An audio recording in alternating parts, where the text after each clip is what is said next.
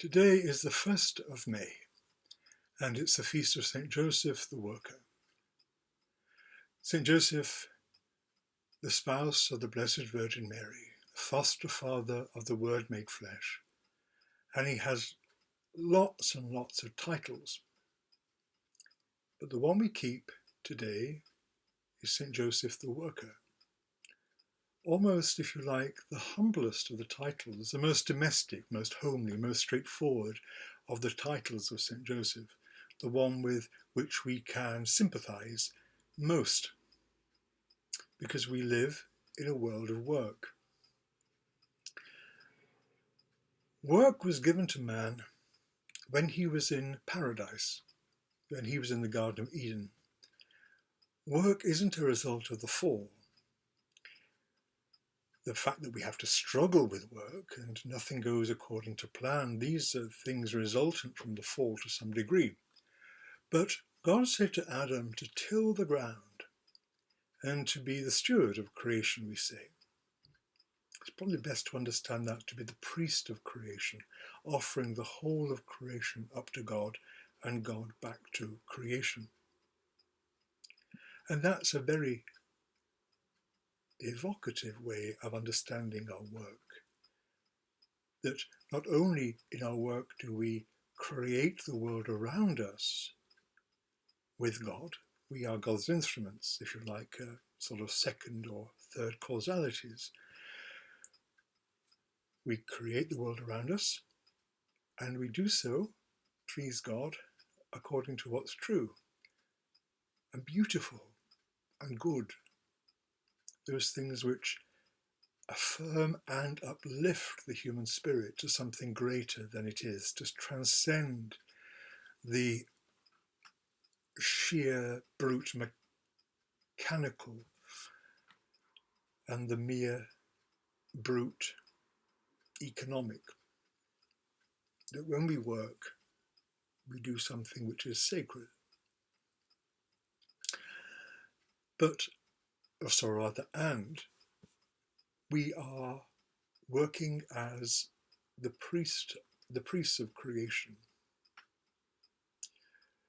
As a priest offers bread and wine to God and brings his blessings to the world, so we do that too.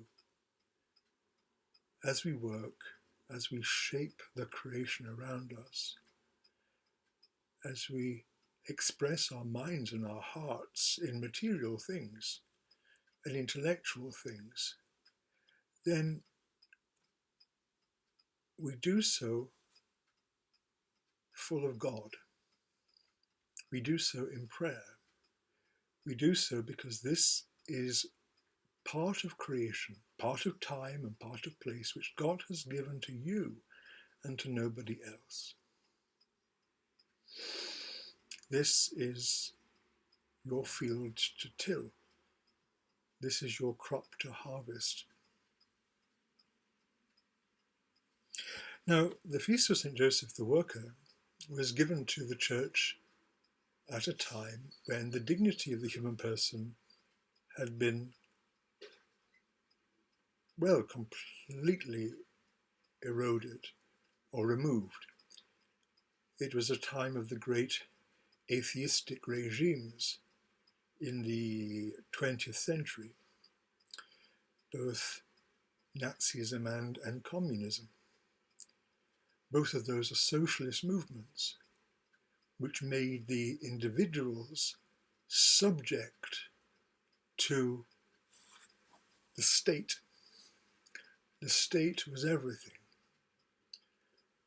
And instead of the state being there to assist individuals to flourish,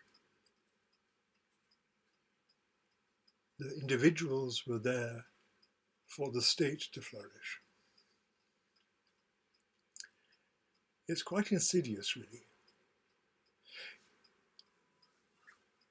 The dignity of each individual, man and woman, and the dignity not just of men and women, but of all creation, of all creatures around us. We're all linked together. That is absolute, and no one can take that from us. We work then in small groups. We work with a team. We work on our street. We work in our neighborhood. The bonds of work bring us together. And that is what then informs and creates the greater. There's no great macroeconomy if there are no shops, and no people working in shops, and no people buying in shops. But now we have a great lack of confidence in what's going to happen next after the present pandemic. So many people have lost their jobs. So many companies will go to the wall. So many people are fearful for their families and their savings, with huge cuts in salary. Now, that will remedy itself in time. And I hope that in that remedying, there'll be a new way to see labour. There'll be a new holiness about the world of work. There'll be a greater interest in our neighbour, in supporting them, of making work to the human scale, that we have some real vested interest in what our work is and what are the results of that work.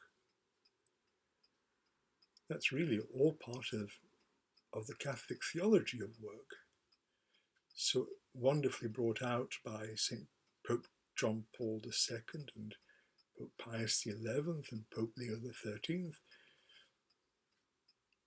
that it is a sacred thing and a sacred duty. In the Middle Ages, before the Protestant Revolution, the groups of workmen, the groups of businesses, formed themselves into guilds, into groups who would support each other and pray for each other and say masses for each other when they died. If you go into any large medieval church, you'll find altars dedicated and maintained by those guilds of workers. In the 20th century, there have been revivals of that in the arts and crafts movement and the guild movement, way in which work is clearly seen as sacred, and those who work join together for mutual benefit. So St. Joseph is given to us in the middle of our present woes and our present insecurities and worries about the future. Pray to him. Pray that we do this right, and pray that we understand deep within us that what we do and how we create is part of God's work in the world. God bless you, and may his holy angels remain around you throughout this day.